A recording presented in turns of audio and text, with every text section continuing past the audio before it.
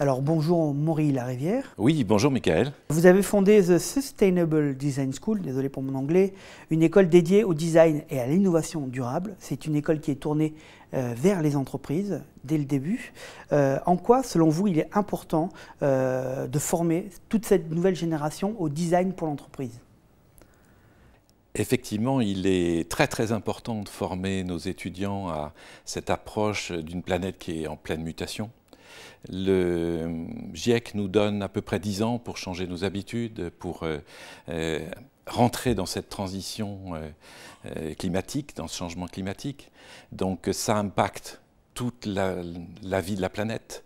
Donc notre approche de design, qui est d'ailleurs pas simplement de designer des beaux objets, parce que le design c'est beaucoup d'autres choses que ça consiste à aider les gens à mieux vivre. C'est ça vraiment la définition de notre métier.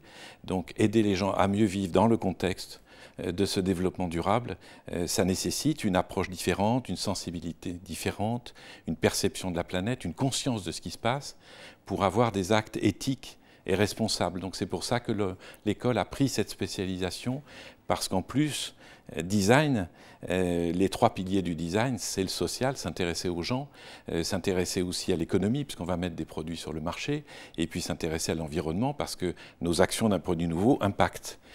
Et ça, je viens de vous citer les 3 piliers du développement durable. Vous voyez comme on est en liaison étroite entre design et sustainability. Et vous pensez que les entreprises, elles doivent agir dès maintenant et changer leur méthode de design, leur approche pour œuvrer pour la planète ? Alors c'est clair que qu'est-ce qui est en train de se passer quand on regarde un petit peu ce qui se passe dans le monde? On pourrait citer une certaine Greta Thunberg qui est en train de réveiller les générations de nos étudiants d'ailleurs, et aussi de réveiller des comportements différents des utilisateurs. Nous on appelle ça des utilisateurs en design, les consommateurs ou les clients de ces entreprises. Et comme ces mutations dont je parlais tout à l'heure vont changer notre façon de vivre, il est super important que les entreprises ne soient pas à la traîne de ce qu'attendent les utilisateurs, mais vraiment en anticipation pour proposer justement des nouvelles façons de voir les choses.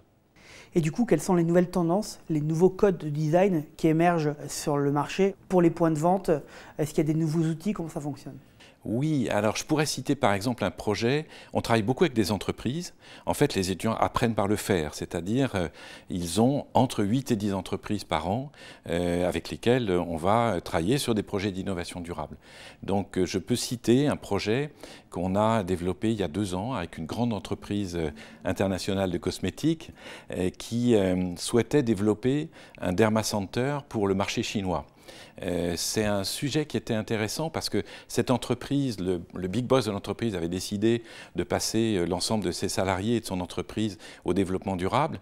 Mais voilà, comment par exemple le retail design de cette grande entreprise est venu nous voir en disant on n'a pas forcément les méthodes et qu'est-ce que ça veut dire, comment ça se développe.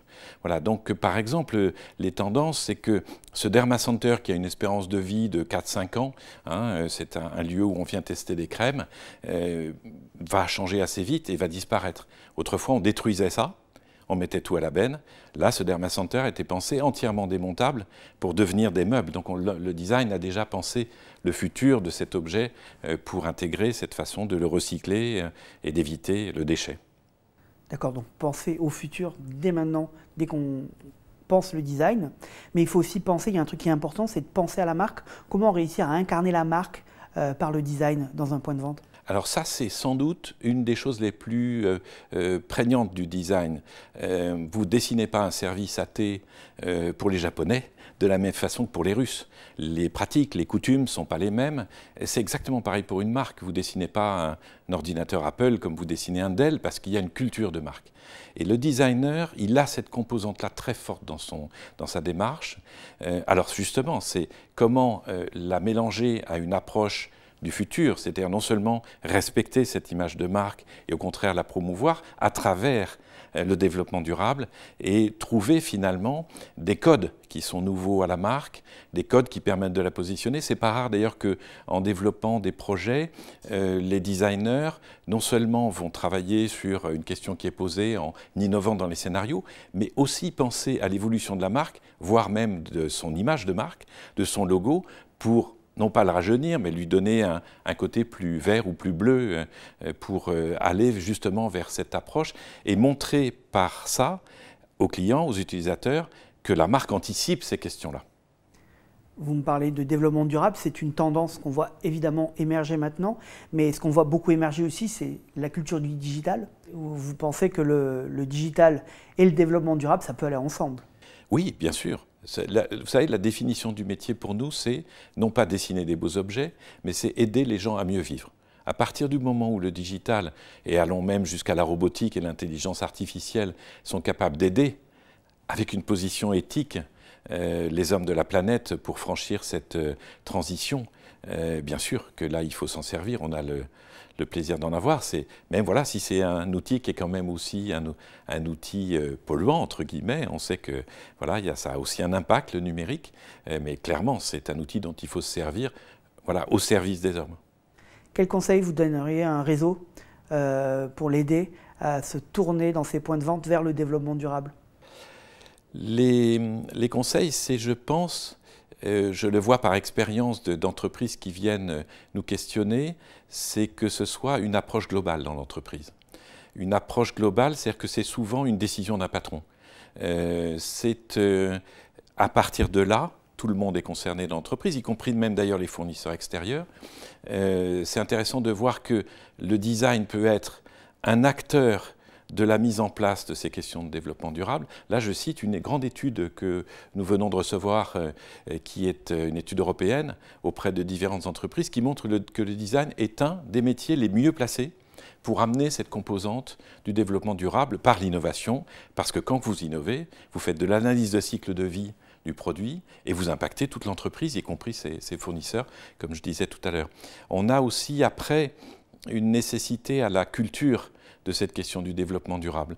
Donc, par exemple, dans nos formations, on a développé un jeu, une sorte de jeu de cartes qui montre les causes et les conséquences du changement climatique.